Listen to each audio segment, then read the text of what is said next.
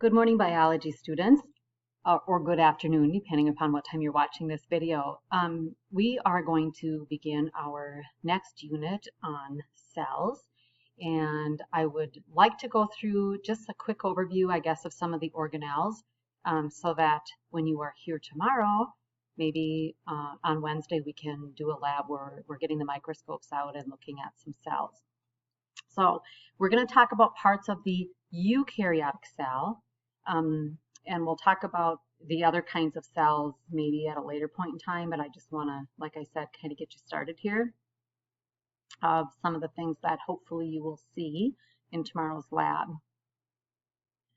So one of the most important parts of all cells is the cell membrane, which we say is selectively permeable. So selectively permeable is sort of like it lets some of the things through, but not all of the things through, and we're going to take a lot of time and talk about how things move through the membrane. So that's not going to be a long conversation for today. But we say that it's selectively permeable. It's made of lipids. So we talked about the different biological molecules in the last unit, and lipids are, remember, like oils and fats. So it's really this oily layer, and that's kind of what holds it together in our bodies, that the fact that it's lipids and we have a lot of water in our body. If you think of what it looks like when you drop oil in water and it makes that little droplet that's kind of self-contained, that's sort of why cell membranes stay together. So they're phospholipid bilayers. I don't know why this says often. That's not right. They always are. They have membrane proteins that help certain things move through. And again, we're going to talk about those a lot a little bit later in this unit. And we kind of call this the fluid mosaic model. So a mosaic, if you've had art, is kind of when you take a bunch of little broken pieces of things and piece them together, either to make a design or a picture even. And we kind of compare the cell membrane to that because it's this phospholipid bilayer, and that's what we're seeing here, but it has all of these proteins embedded in that have really special jobs.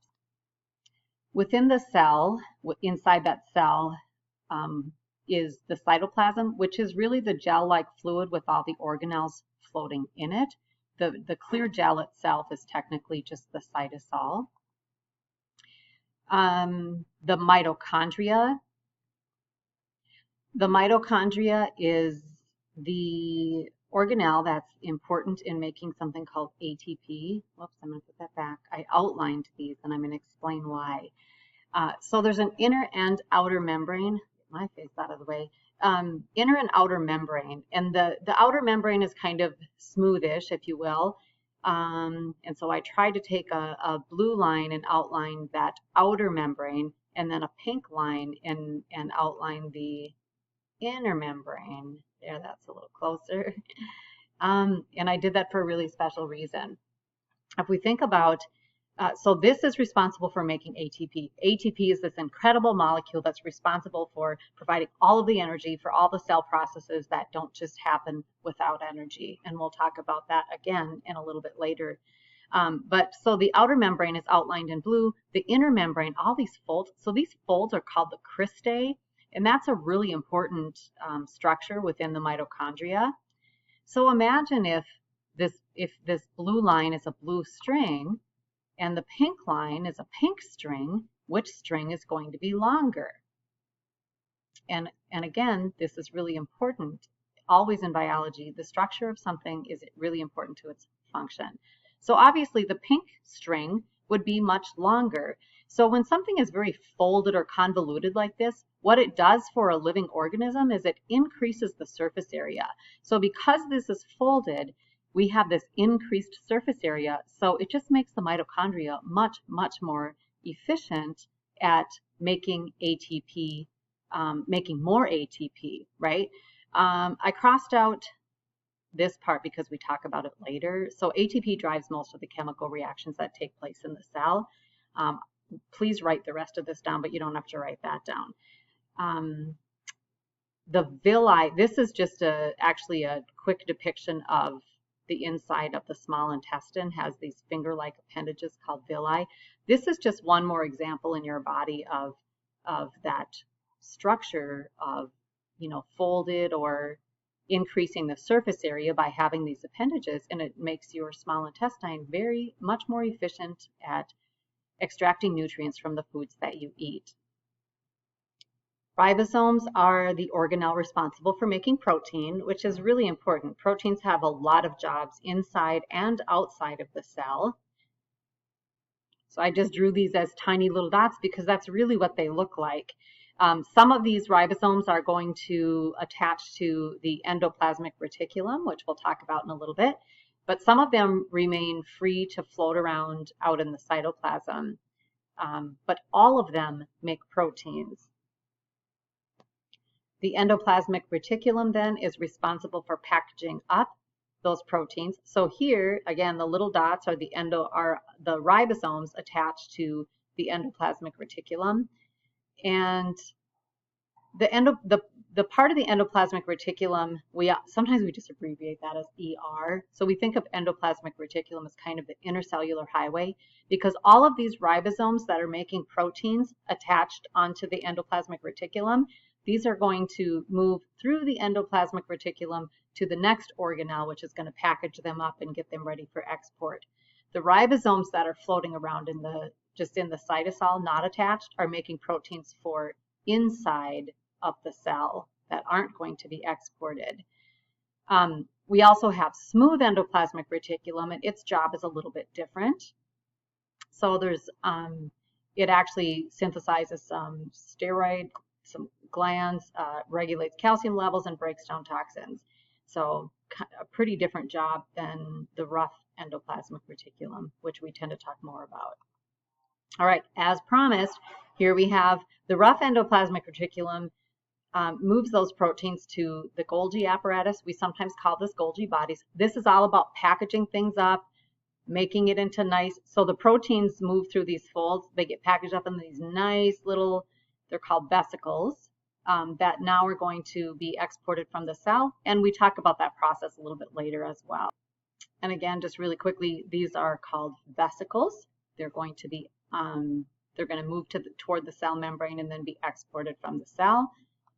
Lysosomes are like the little kind of vacuum cleaners, if you will. They contain enzymes. Remember, we saw enzymes in our saliva and how that breaks down starches into sugars. Enzymes have a lot of jobs. We have a lot of different enzymes in our body, and they have a lot of different kinds of jobs. So we do find enzymes in these lysosomes, which are responsible for a lot of things like breaking down proteins, carbohydrates, lipids, DNA and RNA. They also digest old organelles, so things wear out, and what are you going to do with them, right? So it has enzymes that break those down. It also will help break down bacteria and viruses that might get into the cells. We're all about how to take care of viruses right now, aren't we? To help maintain support inside of the cell, we have something called a cytoskeleton. So especially in animal cells, there has to be something to help maintain that structure, because remember, they're just this fluid-filled, oily, phospholipid bilayer with some organelles floating around in, and they might collapse on themselves if they didn't have some structure to help support them and maintain their shape. So this cytoskeleton is made of microfilaments, which are long strands of protein, and then microtubules, which are a little bit thicker. They're a little more tube-like structures, but they all build kind of these pillars. So if this is my cell, they build these little pillars that just provide support, and they're constantly being torn down and rebuilt within the cell. And then in animal cells, we find organelles that are responsible actually for cell movement most of the time. These cilia, which are a whole bunch of short little appendages, and then flagella, which are very long appendages. And usually organisms or cells that have flagella only have one or two or maybe three. It's just a few, where cilia, they usually are kind of covered or maybe covered on one end of the cell. So these hair-like organelles aid in movement most of the time. So I want you to guess what cells these are that we find in the human body. I'm not going to tell you. Let's see who, maybe that'll be in my Google form question today. But we do find cilia in our respiratory tract, and they're responsible for capturing any particles that go into our respiratory tract so that it doesn't get actually down into our lungs. And this is what causes you to cough or sneeze sometimes, to expel those back out. But most of the time we see cilia and flagella on like single-celled organisms that, swim around in pond water and so forth. And then the nucleus, of course, very, very important to cells. This is the control center. This is where all the genetic information is stored, so it contains the DNA and keeps the DNA like safely housed in there.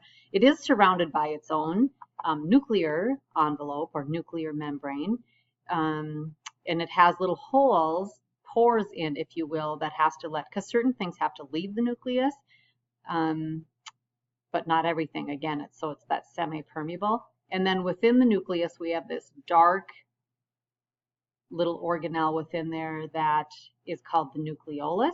The nucleolus is the site where ribosomes are made. Remember, ribosomes make protein, we said. But this nucleus is like the brain of the cell, if you will. It directs all the cellular activities and so forth. Okay, and so what we're going to look at in our lab, probably Wednesday, is going to be, we're going to look at some plant cells. So we do have to understand how plant cells are different than animal cells. And there's three main ways that they differ. So plant cells have a cell wall in addition to a cell membrane. So not instead of, but in addition to. So the cell wall is this very rigid structure. Actually, I'm going to go back and look at, because we skipped a little bit. So these would be plant cells. You don't have to write this down yet. We'll go back. But these are plant cells. So you can see the these little green dots that are everywhere. Those are actually chloroplasts, which we'll talk about. But you can see kind of this outline, and they tend to be sort of box-like and square-looking. If you remember, I'm sure from 7th grade life science, you talked about this. So this is one plant cell. So they look very different than our cells, very different than animal cells, but they still do have that cell membrane. They still need that semi-permeable component, but they have cell walls for rigid support. They have vacuoles that are very large. Animal cells also have vacuoles, but plant cells have incredibly large vacuoles, and it is for storing water and some waste as well. So they're these very large storage organs. Sometimes they take up like 90% of the cell. They're very big. And then plastids, one kind of plastid, and we'll talk about other kinds too, but plastids such as chloroplasts, and we'll talk about the function of chloroplasts. This is where photosynthesis occurs. So just really quickly, the cell wall is all about support for that plant cell. And again, they still have a cell membrane because the cell wall is much more porous. It lets a lot more things through. So it still does need that cell membrane for more regulation.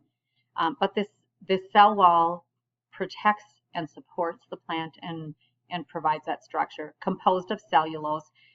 You don't have to write primary and secondary wall down, but I just want you to understand when the plant cell wall is still, when the cell itself is still growing, it needs a more movable and less rigid cell wall. And then when the plant cell matures and it's done growing, it gets a secondary cell wall. So if you think of even like trees when they very first sprout, they don't have any of that sort of woody texture, if you will. So we would say that their cell walls probably on new growth, for sure, it just has that primary cell wall that's not as rigid, and then that secondary cell wall does form after that. So again, it like the cell membrane, it has pores and it does allow things through. So obviously animal cells don't have cell walls. We have a skeleton that provides structure for us. So really don't need a cell wall. And if we did have cell walls, we wouldn't be able to move our fingers like this. We wouldn't have that flexibility. So those are the main points on how plant and animal cells are different.